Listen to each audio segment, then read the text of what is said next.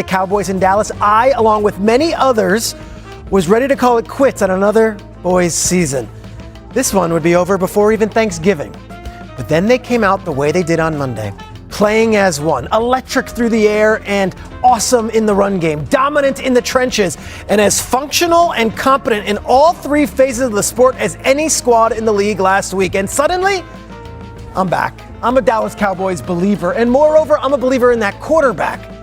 Number 4, Dak Prescott has been picked apart, questioned, and criticized over the course of his NFL career. Look, he knows it comes with the territory. Heavy is the crown, right? He's paid handsomely, and he wears the star on the helmet.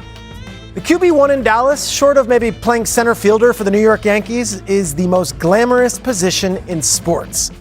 But what lies ahead may be Dak's toughest test yet. A 3-game stretch with the season on the line. The defending champion Eagles on Sunday.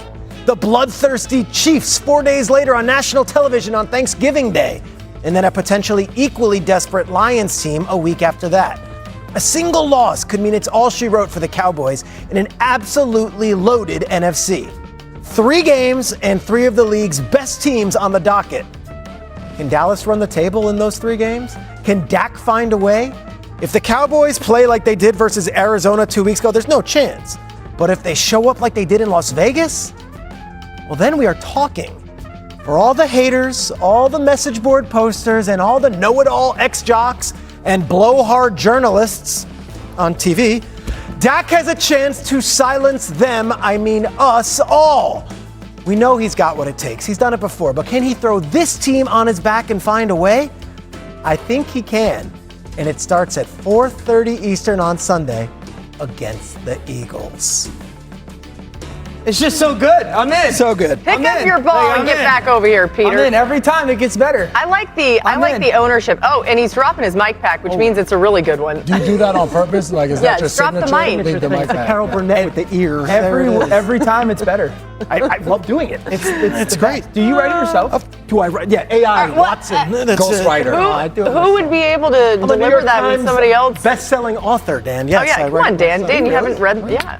Victor This Cruz? is amazing. Yeah, many others. I know your work, sir. They're so good. I feel like I'm now a believer. I I'm appreciate not, but you. I feel like I am now. Are you a believer? In Dak or the NFL Live Lounge? Both, right? I am in Dak, and I'm not being bombastic. I'm not being hyperbolic. I love the way they played Monday night. You were both there as well. I thought they came off that bus a different team from the bye week, and we can get heavy on it as to what the Marshawn Nealon thing did to the team and galvanize. But gosh, they were a different squad with the additions on defense. And Laura, I feel like they've got a shot here to really do something special. It just felt like knowing that the defense could be even a little bit better is affecting the offense in a positive way. And remember, too, the first series of the game offensively, you don't have CeeDee Lamb or George Pickens on the field, coach's decision. So, and then they go off, later on in the game. I'm with you. That 3-game stretch that we just heard Peter reference starts on Sunday in Philly. J-Mac, give us one thing to watch for if Dak is going to keep this team afloat the final 7 weeks of the season. We're going to be looking back at the NFL Live Lounge and saying Peter was on to something. Who's lined up across from Quinyon Mitchell? I think that's going to be huge in this game because when they met in week 1, Quinyon Mitchell shadowed George Pickens to start that game off. In the second half, they moved him over to CeeDee Lamb because CeeDee Lamb was the one having a big game. And remember, that game came down to some drops by CeeDee Lamb late in that game, and the Cowboys might have been victorious. Quinyon Mitchell has been unbelievable at the cornerback position this season. No matter who your favorite wide receiver is, when he comes into town, he has been able to shut that guy down. I think it's going to be paramount in this game for Dak Prescott to see who Quinyon Mitchell is aligned and go the other way. Okay, here's a question. So I think one of the things ever since, we've seen George play a lot better is Dallas is loving getting into putting him by himself and CeeDee away in bunch formations, giving CeeDee space, create confusion. If it's George by himself, what would you do? Would you put Quinyon over there? Absolutely. And you would have multiple Adoree guys? Jackson would be on the other side because the thing is, when you put CeeDee Lamb in a bunch, he'll be in the slot some. Now they motion him, kick him outside. No doubt, but now you're getting Cooper DeJean involved in that situation. I don't want to put just Adoree Jackson by himself because if I'm Dak, I now have to read nothing. If I get one-on-one backside with George Pickens and Adoree Jackson, I'm going right there. I got you. When it's Quinyon Mitchell, I have to figure something out to the strong side. Yeah, I think that's going to be a challenge. I think that's something to pay attention to in that game. I'd also say Dallas is as good as anybody marrying what their run and their run concepts or pass concepts look like. Get a great defense. What I want to, as an offensive person against a great defense, I just need to play you. I get you to play hesitant, question what you're seeing, so maybe you're not as fast downhill. I think that's a good thing that Dallas does, and it could help them against a very good defense. Remember, CeeDee Lamb had 3 drops in Week 1 against the Eagles. He's only had 2 since. Jalen Carter also missed that game because he spit on a quarterback. Oh, man. No Jalen Carter, no Jalen Phillips, no Nakobe Dean in that game. That's a different Good defense. reminder. I mean, Jalen Phillips has been taken over ever since they added him, too. Let's get Adam Schefter in here for more on this game. Adam, what more can you tell us about Dak facing off against the Eagles? Well, there's a lot of advantages for both sides, but let's keep in mind, Laura, that going back to 2017, Dak Prescott at home against divisional foes is 21-2. Let me repeat that again, 21-2. The last time Dak Prescott lost a home divisional matchup was in 2017, some 8 years ago. He's been awfully tough at home against divisional foes. Meanwhile, the Baltimore Ravens got Lamar Jackson back to practice today. After missing practice Wednesday due to an ankle injury, he was back at practice today, putting him on the path to play on Sunday against the New York Jets and following a pattern that he went through last week when he missed practice on Wednesday, came back Thursday, and wound up playing on Sunday. Meanwhile, in Tampa, the Buccaneers await the return of Bucky Irving, who has limited practice again today. He's been dealing with the shoulder injury. He's been dealing with the foot injury. He's had time off.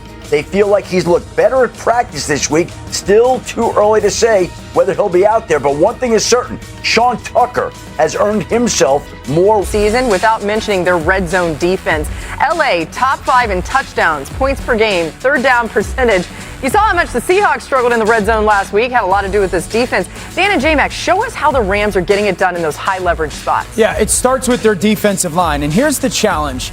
This defensive line forces you on a play-by-play basis to say, can you block us? Yep. And they'll do some things that are a little bit abnormal, okay? I just want everyone to kind of let these plays run through because this is a very, very good offense. And you're seeing this swarming, suffocating, hunting style of defense, and you're asking yourself from a play design perspective and a play execution perspective of who can we attack, and then how can we go attack them, because you're watching quarterbacks and offenses run for their lives. Okay, I want to start with this.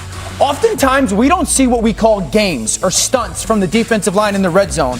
You're going to get this stunt where this guy goes up and he goes inside, and this defender goes out and this guy goes inside. So the challenge for an offense, knowing that defensive line does that, is I can't get people out into the route concept. What I need is I need a chip there and then a chip there. The problem is, if I'm going to commit to the protection that's 5 up front, 6, 7, I'm only going to get so many people out in the pass coverage. It's a numbers advantage for you. Exactly. And you started off talking about running the games or the stunts up front. In order to do that, then we have to be able to stop the run in the red zone and put them in situations where we can do that. But when you get less people out in the route, for us, look, the field shrinks at this point. Now it's bigger horizontally than it is vertically. So now for a defense, when you don't have that many guys out, look how many defenders we have in this area. Right now we have 5 defenders for your 3 guys that are out in the route. And on top of that, look how they match the coverages in their zone. Once they all break out and declare where they're going, there's nowhere for Darnold to go with the ball. And you have the 2-on-1 up top. And to your point, when you're talking about the space, the thing that stands out for me, J-Mac, is just watch that safety.